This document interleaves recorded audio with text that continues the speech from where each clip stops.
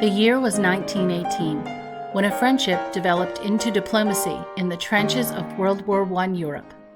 More than 100 years later, the mateship between Australia and the United States is strong.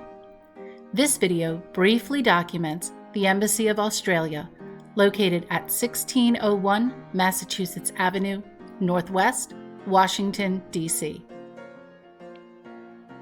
The present embassy is a stunning example of architectural design reflecting the culture, resources, and history of the nation it homes, Australia. Opened in August 2023, this gleaming new structure sits on the same site as the prior embassy, demolished to make room for its successor. Reflecting the deep blue sky, framed by a shining orange skeleton, the glass and metal facade manifests the bold colors of Australia land, sea, and sky. The Embassy of Australia occupies Lot 162 on Square 181 in Washington, D.C. This map, created by Nicholas King in 1796, already shows the streets as set in Pierre L'Enfant's plan for the capital city, with its grids and grand avenues, and named as they remain today.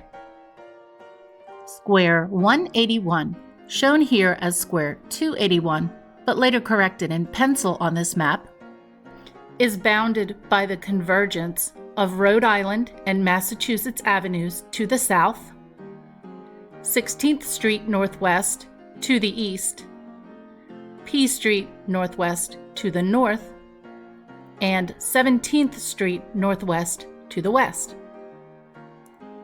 This area was largely unsettled, with just one structure, the Samuel Blodgett Mansion House, appearing on 16th Street at Square 195.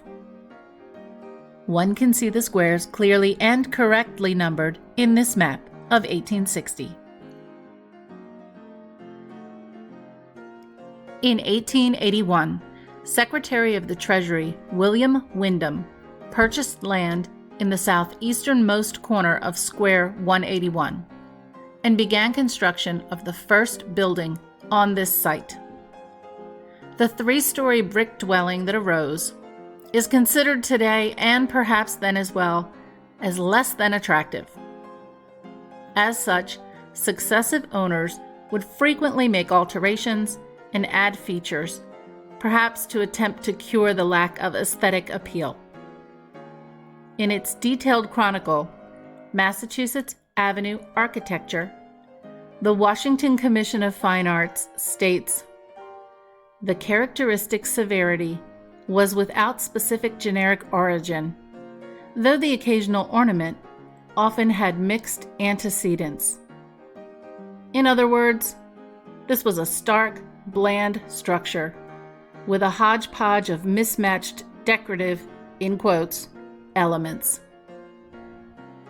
At the time of its construction in 1881 and 1882, the house at 1601 Massachusetts Avenue was surrounded by a growing number of mansions and smaller stately homes on what would become the Millionaire's Row of Washington. And the circle on which it stood was now Scott Circle, named for General Winfield Scott, whose statue at the center was dedicated in 1874. When the Windom family moved into their completed home, the population of Washington was now over 177,000 and growing. The Windoms stayed just a few years and rented the home for a brief time in 1885 to the former presidential candidate and Secretary of State, James G. Blaine. They sold the home in 1888 to Carrie Munn for $70,000, equivalent to $2.2 million in 2024, and a 100% profit on their approximate $35,000 investment in the land and home construction. Throughout the next several decades, The house would pass through several owners. In 1932, the Peruvian embassy moved in, and there remained until 1944. Meanwhile, across town in January 1940, the United States formally established diplomatic relations with Australia. By 1946, the respective legations from both countries had been elevated to embassy status, and the first Australian embassy in Washington was recognized at 3120 Cleveland Avenue. Today, this beautiful structure serves as the residence of the ambassador. Back to Scott's Circle, where traffic was becoming heavily congested. This was relieved in 1941 by the construction of an underpass routing 16th Street under the Circle. Here you can see the Circle in about 1942 or 1943, with the flag of Peru displayed at 1601 Mass Avenue. In 1945 and 1946, the American Red Cross occupied 1601 until it was sold to the Court District of Columbia Club. It was used as the All Nations Club from 1954 to 1956 and was later occupied by the Catholic Daughters of America in 1960. Around this same time, the Commonwealth of Australia was looking for a site for a larger embassy. In 1963, 1601 Massachusetts Avenue was sold to the Commonwealth for $300,000, and in 1964, the mansion at 1601 Massachusetts Avenue, now referred to as the Wyndham House, was raised. The first purpose-built Australian embassy was designed by the firm Bates, Smart, McCutcheon. It was a utilitarian design and modern for its time, with an interior theme labeled eclectic. Opened on June 20, 1969, the embassy quickly engaged with the local and diplomatic communities to promote Australian trade and culture. Events, including artist exhibitions, performances, and courses on the history of Australia, showcased the global contributions of the Australian people and the value of Australian business. Over the next 45 years, however, both the delegation and the required use of the embassy would rapidly outgrow the building. By 2014, a decision was made to demolish it and build its successor on the same site. Once again, Bates Smart was selected for the design, paired with DC firm KCCT.